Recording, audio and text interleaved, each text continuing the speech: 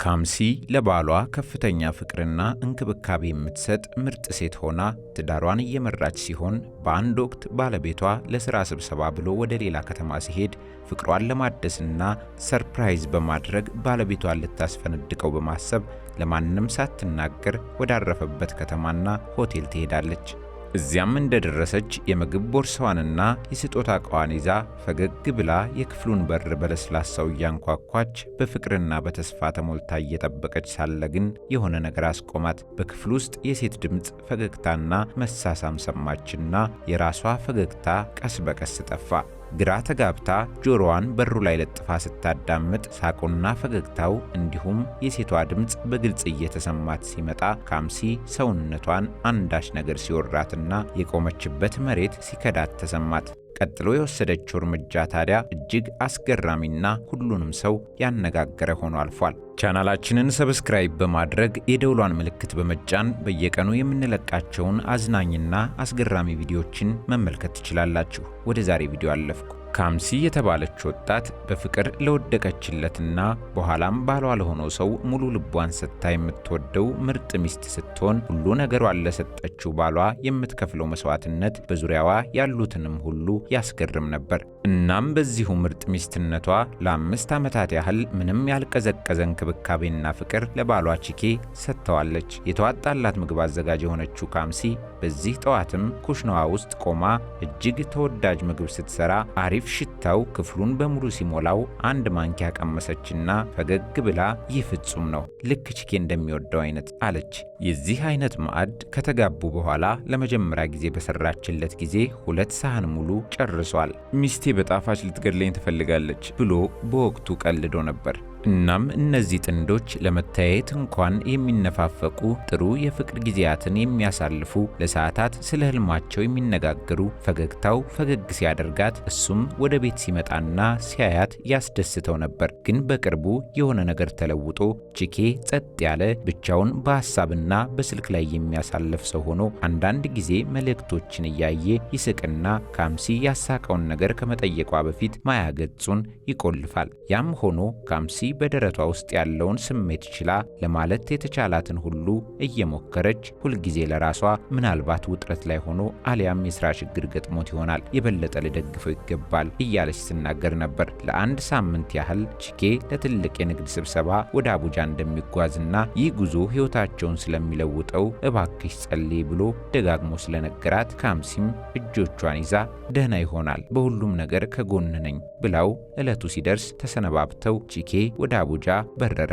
ካምሲ ከትንሽ ቀናት በኋላ ሄዳ ልትጎበኘው ስለፈለገች የሚወደውን ምግብ በንጹህ ሳህኖች ውስጥ እያሰናዳች ቆየችና ሌሎችም አስፈላጊ ነገሮችን ሰድራ በሚገባ ጠቀለለች። ከዚያም ወደ መኝታ ቤቷ ክፍል መሳቢያ ሄደችና ትንሽ ጥቁር የስጦታ ሳጥን አወጣች። ውስጡ ያለው ከሚያስፈልጋት ነገር ቆጥባ ባጠራቀመችው ገንዘብ የገዛችው ሰማያዊ ፊት ያለው የብር የእጅ ሰዓት ሲሆን ሳጥኑን ከፍታ የሚያብረቀርቀውን ሰዓት ተመለከተችና ፈገግ አለች። ከዛም በስጦታ ወረቀት አሸገችው። ይህንን ለባሌ ሰጥቼ አስደምመዋለሁ ብላ በለስላሳ ድምጿ ለራሷ ተናገረች። ትንሽ ቆይቶ ስልኳ ጮህና ስታየው ከቺኬ የተላከ መልእክት ሲሆን አቡጃ ሁሉም ነገር ጥሩ እየሄደ ነው፣ አሁን ብዙ ስራ በዝቶብኛል፣ እወድሻለሁ ይላል። ከዚያ በኋላ ከሱ የድምፅ ማስታወሻም ሆነ የስልክ ጥሪ ስለሌለ ቢከፋትም ችግር የለውም በቅርቡ አየዋለሁ አለች። ወደ አቡጃ እንደምትሄድ ለቺኬ ለቤተሰቧም ሆነ ለቅርብ ጓደኛዋ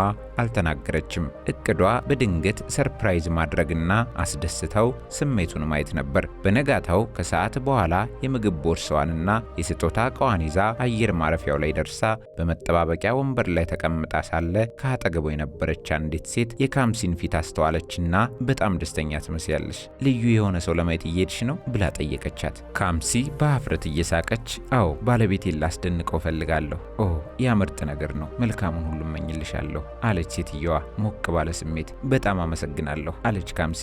በአውሮፕላን ውስጥ በመስኮቷ አጠገብ ተቀምጣ ደመናውን እየተመለከተች አእምሯ ባሏ ቺኬ ሲያያት ፊቱ በደስታ ተሞልቶ በፍቅር አጸፋውን ሲመልስላት በሚያሳዩ ምስሎች ተሞልተዋል። ካምሲ እዚያ ደርሳ እንደወረደች ከኤርፖርት በቀጥታ ቺኬ ወደ ተቀመጠበት ሆቴል የሚወስዳትን ታክሲ ይዛ በመጨረሻም ወደ ሆቴሉ 4ኛ ፎቅ ኮሪደር መንደር ላይ እየተራመደች የእሱን ክፍል ቁጥር መቃኘት ጀመረችና የእርሱን ቁጥር 405 ክፍል የሚለውን ስታይ ልቧ እየፈጠነ በእጇ ውስጥ ያለውን የስጦታ ቦርሳ አስተካከለች። ከዚያም ፈገግ ብላ በሩን በለስላሳው እያንኳኳች በፍቅርና በተስፋ ተሞልታ እየጠበቀች ሳለ ግን በደንብ ከማንኳኳቷ በፊት የሆነ ነገር አስቆማት። በክፍሉ ውስጥ ድምፅ ተሰማ። መጀመሪያ ላይ አንድ ሰው እየተንቀሳቀሰ የሚመስልና ትንሽ ቆይቶ ደግሞ የሴት ድምፅ ፈገግታ ሰማችና የራሷ ፈገግታ ቀስ በቀስ ጠፋ። ግራ ተጋብታ ጆሮዋን አቆማ ስትጠጋ ሳቁና ፈገግታው የሴት ድምፅ በግልጽ እየተሰማት ሲመጣ ካምሲ በቀስታ ፊቷን አጨማደደች። ራሷን ለማረጋጋትና ማመን ስላልፈለገች ምናልባት የቴሌቪዥን ፊልም ሊሆን ይችላል ስትል በሹክሹክታ ተናገረች። እናም እሱን ብቻ ተስፋ በማድረግ እንደገና ጆሮዋን በሩ ላይ ለጥፋ አዳመጠች። ለስላሳ አፍሮቢትስ ሙዚቃም ከክፍሉ ውስጥ እየተጫወተ ሲሆን እሱም ቺኪ የሚወደው የፍቅር ዘፈንና ራት አብረው ሲበሉ ወገቧን ይዞ የሚደንስበት ሙዚቃ ነበር። እስትንፋሷን ለማረጋጋት እየሞከረች ቀስ ብላ ዋጠችውና ወደ ኋላ ለመመለስ አሊያም እርምጃ ለመውሰድ ምን ማድረግ እንዳለባት አላወቀችም። ግን መጥፎ ነገር እየተከሰተ ነው ብላ ማሰብ አልፈለገችም። አስከትሎ አሁንም የሴት ድምፅ በሹክሹክታ ስትናገር ሰማች። አቁም፣ እያሳፈርከኝ ነው። ከዚያም ሌላ ለስላሳ ሳቅ ተከተለ። ካምሲ ደጋግማ አይኗን ጨፈነችና ይህ ሊሆን አይችልም አለች። ነገር ግን የሰማችው ነገር እውነት መሆኑን እርግጠኛ መሆን አስፈልጓታልና እስትንፋሷን ይዛ ስትቆይ የቺኬ ድምፅ ዝቅ ብሎ ወደዚህ ነው ውዴ፣ የትም አትሄጂም ሲል ሰማችና ውዴ የሚለው ቃል እንደ ድንጋይ ራሷን መታትና እጇ እየተንቀጠቀጠ የስጦታ ቦርሳው ከእጇ ሊንሸራተት ተቃረበ። በደረቷ ውስጥ ሙቀት እየጨመረ ሲሄድ ቢሰማትም ግን ሐሳቦቿ በጣም በፍጥነት እየተሽከረከሩ ስለነበር በትክክል የምታስበውን ማወቅ አልቻለችም።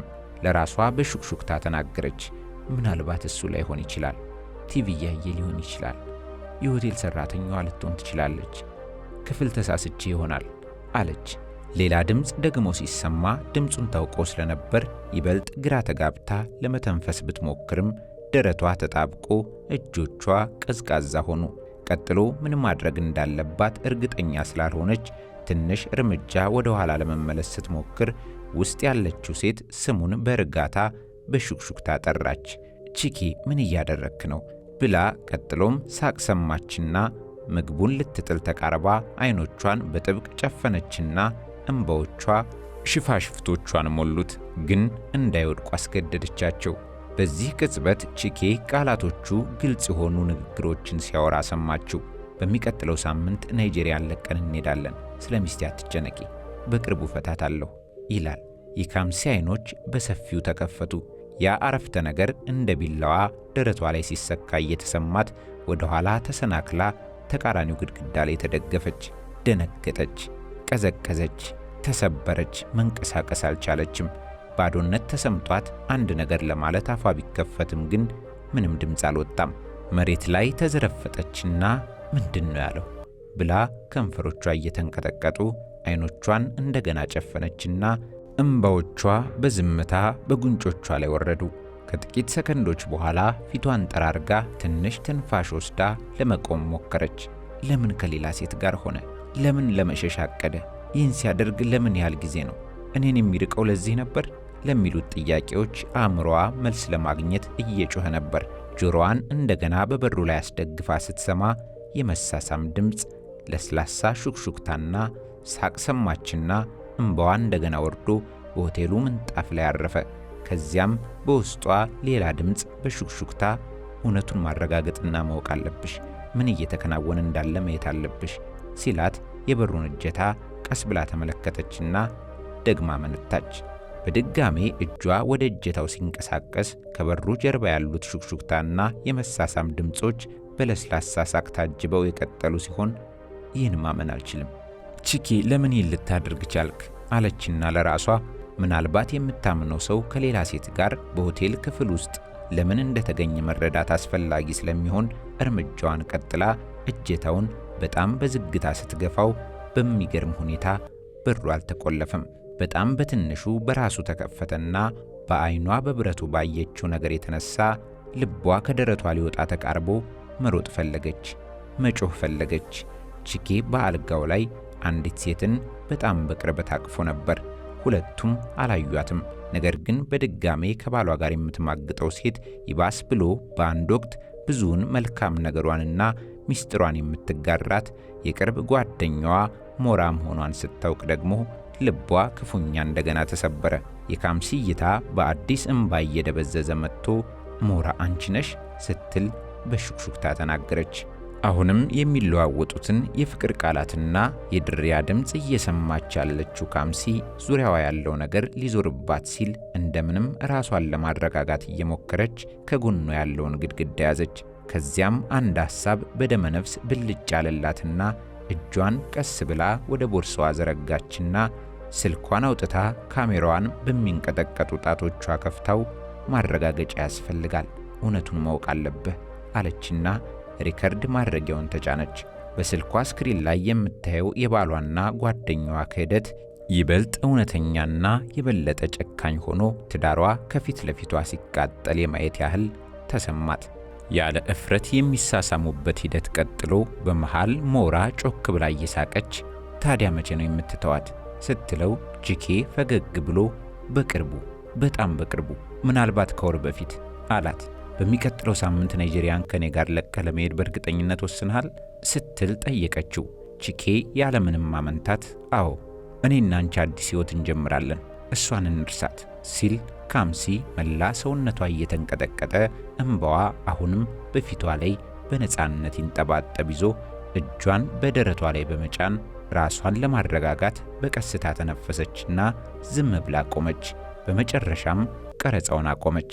ከዚያም በጣም በዝግታ ወደ ኋላ ተመልሳ የበሩን ድምፅ ሳታሰማ በጸጥታ መዘጋቱን አረጋገጠችና ሰውነቷ ግድግዳው ላይ እየተንሸራተተ በኮሪደሩ ምንጣፍ ላይ ተቀምጣ በጸጥታ ማልቀስ ጀመረች።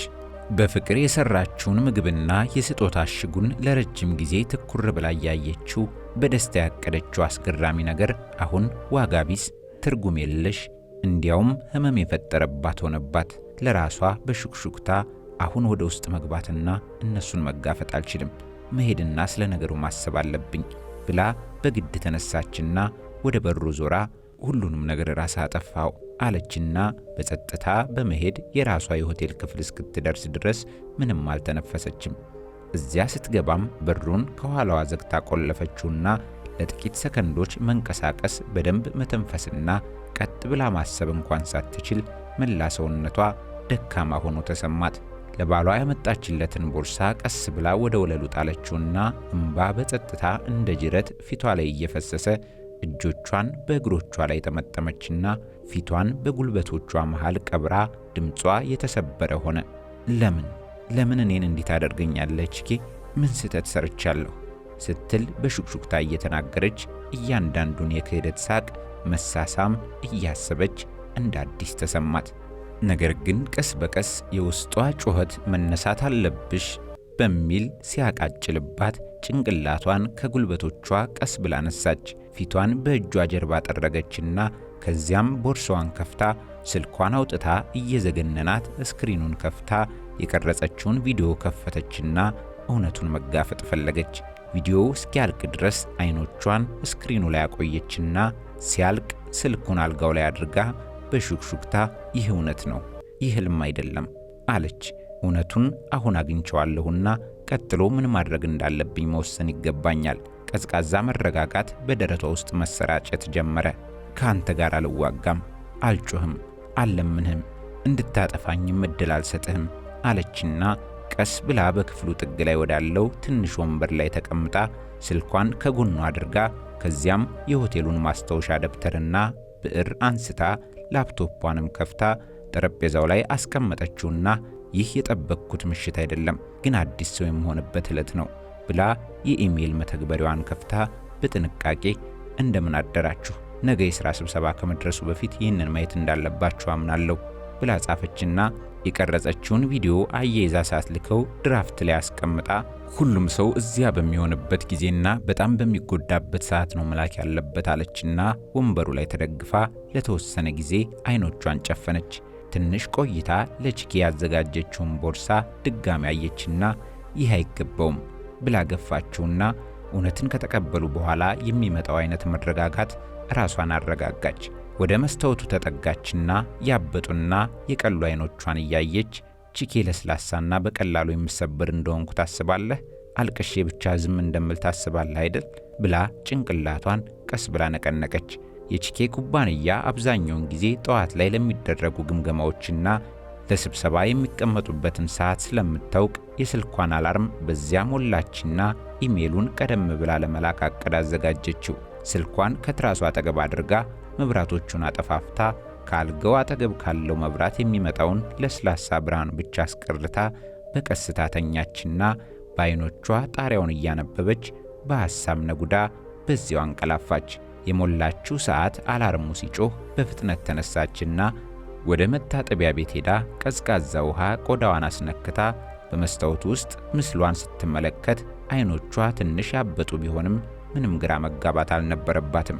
ላፕቶፑን ከፍታ የጻፈችውን የኢሜል መልእክትና ቪዲዮ ለጥቂት ሰከንዶች ብቻ ተመልክታ መኖሩን አረጋገጠችና ከዚያም መልእክቱን በአንድ ጊዜና በቀጥታ ለዋና ሥራ አስፈጻሚው፣ ለሰራተኛው ሥራ አስኪያጅ፣ ለቺኬ ቀጥተኛ አለቃ፣ ለፕሮጀክት ቡድኑ አጋሮቹና ለቦርድ አባላት በአጠቃላይ ላከችላቸው።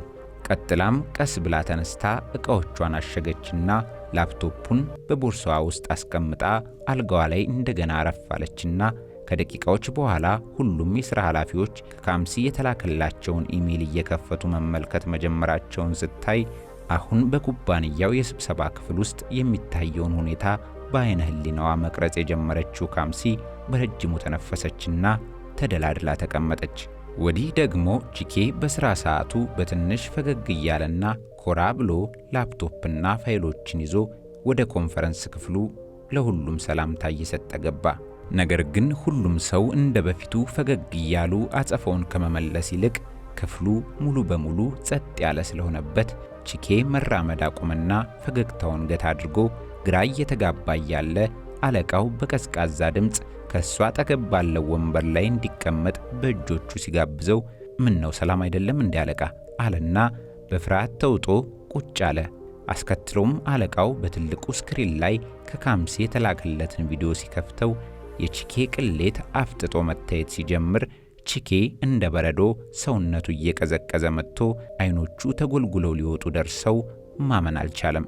ከሞራ ጋር በፍቅር ነደው ስለ ሚስቴ አትጨነቂ፣ በቅርቡ ፈታታለሁ፣ በሚቀጥለው ሳምንት አብረን ናይጄሪያ ለቀን እንሄዳለን እያለ ሲያንሾካሹክ ሁሉ ፍንትው ብሎ ለሥራ ባልደረቦቹ ሲታይ ቺኬ የሚይዘው የሚጨብጠው አጥቶ ፊቱን እንደገረጣ ስለዚህ ነገር ማስረዳት እችላለሁ፣ አንድ ጊዜ አቆሙትማ ሲል ተንተባተበ። አለቃውም ሚስትን ለመክዳትና ሚስጥራዊ ጉዞ ለማድረግ የኩባንያውን ገንዘብ እየተጠቀምክ ነው ሲለው አይደለም አለቃ አልተጠቀምኩም ቆይ ሲለው ተው ውሸትህን አቁም በማለት አለቃው ሲጮህ ሁሉም ሰው በብስጭት በቁጣና በጥላቻ እያዩት ሲሆን የፕሮጀክቱ ቡድን መሪ አክሎም ሚስትን እንዲመክዳት ከቻልክ ኩባንያን በፍጥነት መክዳት ትችላለህ ማለት ነው አለው። የቦርዱ መሪውም ቀስ ብሎ ጭንቅላቱን እየነቀነቀ አንተ የምንተማመንበት አይነት ሰው አይደለህም ብለው ጥበቃዎች ሲጠሩ ሁለት የደህንነት ጠባቂዎች ወዲያውኑ ወደ ክፍሉ ገቡና ላፕቶፑንና የመታወቂያ ካርዱን ወስደው ሊያስወጡት ሲሞክሩ ቺኬ ወደ ኃላፊዎቹ ዞሮ ጌታዬ እባክህ ስህተት ነበር፣ እባክህ አንድ ዕድል ስጠኝ፣ ጌታዬ እባክህ ለዓመታት እዚህ ሰርቻለሁ፣ እኔን ታውቀኛለህ እያለ ሲማጸን አለቃው እንደ እንግዳ ሰው እየተመለከተው ዝም አለው። ጥበቃዎቹ ይዘውት ሲወጡ እጆቹ እየተንቀጠቀጡ አሁን ለመሄድ አላሰብኩም ነበር፣ እባካችሁ ሁሉንም ነገር ላብራራ፣ አንድ ዕድል ብቻ ስጡኝ እያለ ክፍሉን ለቆ ሄደ። ካምሲ በክፍሏ ውስጥ ሆና አእምሯ እንደተረጋጋ የልብ ስብራቷ መጠገን እንደጀመረ እየተሰማት ዳግመኛ አትጎዳኝም ቺኬ ስትል ለራሷ በሹክሹክታ እየተናገረች ዕቃዋን ሰድራ ሻንጣዋን ዘጋችና ከበሯ አጠገብ አስቀምጣ ከተማውን ለቃ ለመሄድ ተዘጋጀች። ሊፍቱ ጋር እንደደረሰች ስልኳ ሲጮህና አውጥታ ስትመለከተው እባክሽን መነጋገር አለብን፣ አስቸኳይ ነው ካምሲ ከቺኬ የተላከ መልእክት ነበር። ስልኳን ወደ ቦርሳዋ መልሳ በሹክሹክታ ከእንግዲህ የኔ ችግር አይደለም ቺኬ አለች። ይህ በእንዲህ እንዳለ ከኮንፈረንስ ክፍሉ የወጣው ቺኬ የግቢው በር ላይ ቆሞ አሁንም እባካችሁ ወደ ቀድሞ ሁኔታ ልመለስ ፈልጋለሁ፣ ችግሩን ማስተካከል እችላለሁ ብዬ እምላለሁ እያለ ሲጮህ ከጥበቃዎቹ አንዱ እባክህ ጌታው ከዚህ መራቅ አለብህ። እኛ ስራችንን ብቻ ነው እየሰራን ያለነው። ስለዚህ ተረጋጋና ከዚህ ሂድ። ይህንን ስራ ማጣት አልችልም፣ እባካችሁ ልለምናችሁ በማለት እያለቀሰ እግሮቹ ደካማ እንደሆኑና ሰውነቱ ቀዝቃዛ ሆኖ ሲሰማው በውስጡ ያሉ የሥራ ባልደረቦቹ በጣም አዝነውበት እርስ በርሳቸው ስለሱ ተንሾካሾኩ። አይኖቹ በእንባ ተሞልተው መውጫ በሩ ላይ ቁጭ ያለው ቺኬ በሹክሹክታ አሁን ምን ላድርግ? ስልኩን በፍጥነት አውጥቶ ሞራ ጋር ደወለና ሞራ እባክሽ ከባድ ነገር ተከስቷል፣ ስራዬን አጣው፣ እባክሽ ላገኝሽ እፈልጋለሁ አላት በተሰበረ ቃላት። ያ ቪዲዮ ምንድን ነው?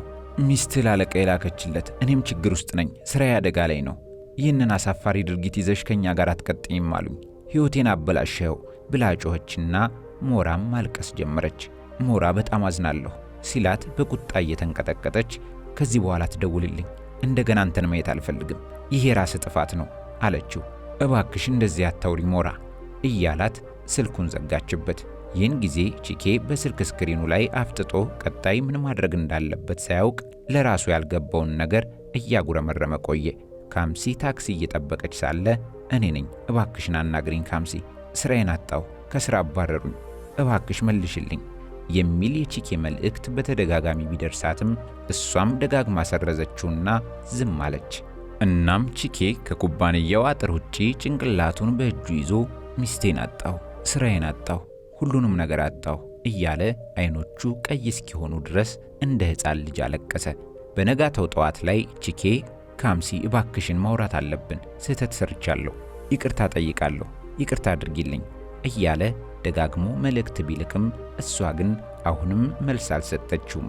በዚያ አልሆን ሲለው ለመደወል ቢሞክርም ልታነሳለት ስላልቻለች ስልኩን መሬት ላይ ጥሎ በሁለቱም እጆቹ ፊቱን ሸፈነና እምባው አገጩ ላይ ፈሰሰ። ከአቡጃ ወደ መኖሪያ ከተማዋ ሌጎስ የተመለሰችው ካምሲ በጸጥታ ሻንጣዋን ወደ ቤቷ ካስገባች በኋላ በብቸኝነት ስሜት ውስጥ ሆና በሩን ከኋላዋ በቀስታ ዘጋችውና በቀጥታ ወደ መኝታ ክፍል ሄዳ የልብስ ማስቀመጫዋን ከፈተች። ከዚያም በቀስታና በጥንቃቄ የሷ የሆኑትን ሁሉ ሰብስባ የምትወዳቸውን መጻሕፍት፣ የሥራ ፋይሎቿንና ትናንሽ ጌጣጌጧን አንስታ እያንዳንዱን በጥሩ ሁኔታ አስተካክላ በሻንጣ አስቀመጠችው።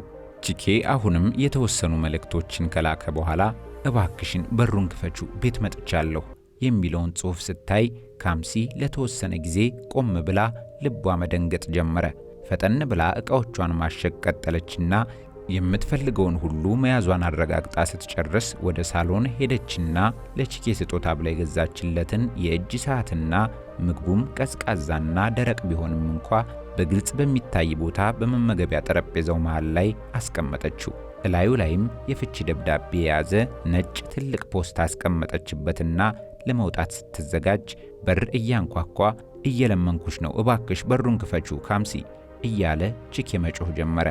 ካምሲ ወደ በሩ በዝግታ ሄደች፣ ግን ሳትከፍተው እዚያው ስትቆም ቺኬ አእምሮውን እንደሳተ ሰው ይህንን በር ክፈችልኝ፣ እባክሽን ካምሲ ላስረዳሽ፣ እባክሽ ይቅርታ አድርጊልኝ፣ አጥፍቻለሁ እያለ ሲጮህ ይህንን ያደረግከው ራስነ ቺኬ፣ አሁን ሁሉም ነገር ጠፍቷል፣ ወዳለፈው ጊዜ መመለስ አልችልም ብላ አይኖቿን ጨፍና በሹክሹክታ ተናገረችና ስልኳን አውጥታ በአቅራቢያ ለምትኖረው ጓደኛዋ መኪና ይዛ እንድትመጣላት በአጭር መልእክት ነገረቻትና መጠባበቅ ጀመረች። በ10 ደቂቃ ውስጥ ጓደኛዋ መድረሷን ስትነግራት የሻንጣ እጀታዋን ይዛ በጓሮ በኩል ስትወጣ ቺኬ አሁንም ጩኸቱ ላይ ስለነበር ካሁን በኋላ ሚስት አይደለሁም ብላው መንገዷን ቀጠለች። መኪናው ጋር መንገዱ ዳር የቆመችው ጓደኛዋ ልክ ካምሲን እንዳየቻት ደህና ነሽ? ምን ተፈጠረ? ብላ ስትጠይቃት ምንም ሳታለቅስ ሁሉም ነገር አልቋል፣ ጨርሻለሁ ብላት ዝም አለች። በመጨረሻም ወደ ጀርባ በር ዙሮ የሄደው ቺኬ በዚያ በሩ ተከፍቶ ሲያይ ወደ ውስጥ ሮጦ ገባና ካምሲ የት ነሽ? እባክሽ አትሂጂ እያለ ወደ መኝታ ቤቱ ሲገባ ቁም ሳጥኑ ከሱ ልብስ በስተቀር ባዶ ሆኖ ነበር። ከዚያም ወደ ሳሎን ሲዘልቅ በመመገቢያ ጠረጴዛው ላይ ያለውን ነገር አይቶ ሄዶ አገላብጦ ተመለከተውና ጣቶቹ እየተንቀጠቀጡ ከፈተውና ሰዓቱን ሲመለከት ነገሩ ስላልገባው ይበልጥ ሐዘኑ መሪር ሆነና አስከትሎ አካሉ እየተንቀጠቀጠ የፍቺ ደብዳቤውን አነሳና አንብቦት ሲያበቃ አይ አይሆንም ካምሲ ባክሽ ተይ፣ እንደዚህ አታድርጊ እያለ ምርር ብሎ እያለቀሰ ጮኸና በጉልበቱ ተንበረከከ። ካምሲና ጓደኛዋ እየተጓዙ ሳለ በመስታወት እያየቻት ካምሲ አሁን ልትነግሪኝ ትችያለሽ ስትላት ካምሲም ብዙም ሐዘኗ ሳይጫናት የተፈጠረውን ነገር እየነገረቻት ናናም እያጽናናቻት በወሬው ተጠምደው ከ30 ደቂቃዎች በኋላ ካምሲ ወደምትፈልገው አፓርታማ ደረሱ። ልትወርድ ስትል ግን ናና ለምን ግን ካምሲ እስከፈለግሽ ድረስ እኮ ከኔ ጋር መቆየት ትችያለሽ። የእንግዳ ማረፊያ ክፍል ሁል ጊዜ ባዶ ነው። ስለ ኪራይና ስለ ማንኛውም ነገር መጨነቅ አያስፈልግሽም አለቻት። አመሰግናለሁ ጓደኛዬ፣ ጸጥ ያለ ቦታ ለብቻዬ መሆን ስለምፈልግ ነው አለቻትና ሻንጣዋን እየተጋገዙ ይዘው ወደ ላይ ወጡ። ክፍሉ ትንሽ ቢሆንም መጋረጃዎቹን ጨምሮ የሚያምር ጸጥ ያለና ንጹህ አልጋ ያለው ነበር።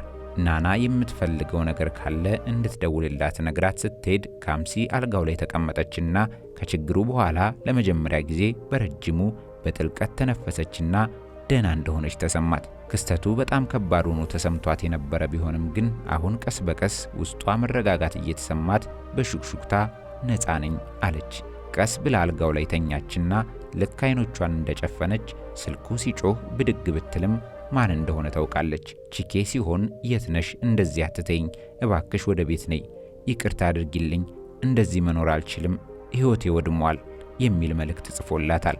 አሁንም መልእክቱን ሳትመልስ ሰርዛ ከዚያም ቁጥሩን ሙሉ በሙሉ አስወገደችው። ቺኬ አሁንም ከመመገቢያ ጠረጴዛው አጠገብ ባለው ሳሎን ወለል ላይ ተቀምጦ አይኖቹ በማልቀስ ብዛት አብጠው ጸጉሩ ተበላሽቶ እጆቹ እየተንቀጠቀጡ የፍቺ ደብዳቤውን ይዞ ደጋግሞ ለካምሲ ቢደውልላትም ስልኳን ሊደርስበት አልቻለም። ስልኩን ወረወረና በድንገት ተነስቶ ባዶውን ቤት ዙሪያውን ተመለከተና ጮክ ብሎ ካምሲ ተመለሺ ባክሽ፣ ለምንድነው ይህንን ያደረግኩት እያለ በጸጸት ጠረጴዛውን በጡጫ ነረተው። በነጋታው ጠዋት ካምሲ የፍቺውን ሂደት የሚያሳልጥላት ጠበቃዋ ጋር ደውላ ስለ ሂደቱ ካነጋገረችው በኋላ ባሏ የሰራው ሥራ እንደ ማስረጃ ከቀረበ ንብረቱን በብዛት የምትወስደው እሷ እንደሆነች ነግሯት ስልኩ ሲዘጋ ጓደኛዋ ናና በሩን አንኳኳች። ካምሲ ጣፋጭ ምግብ አምጥቼልሻለሁ ትበያለሽ አለች ናና ወደ ውስጥ እየገባችና ፈገግ እያለች። እሺ ጓደኛዬ ለመብላት ሞክራለሁ አለች ካምሲም እየሳቀች። እየበሉ ሳለም ካምሲ ከዚህ በኋላ በፍጹም እንደማትሰበርና አዲስ ሕይወት ለመጀመር እንደተዘጋጀች ስትነግራት ናናም በጣም ጠንካራ ልጅ እንደሆነች ገለጸችላት። እንደ ሁልጊዜውም ሁሉ በዚህ እጅግ አስገራሚና አሳዛኝ ታሪክ ላይ የተሰማችሁን ሐሳብና አስተያየት አካፍሉን። እኛ እዚህ ላይ አበቃን። ቸር ቆዩልን።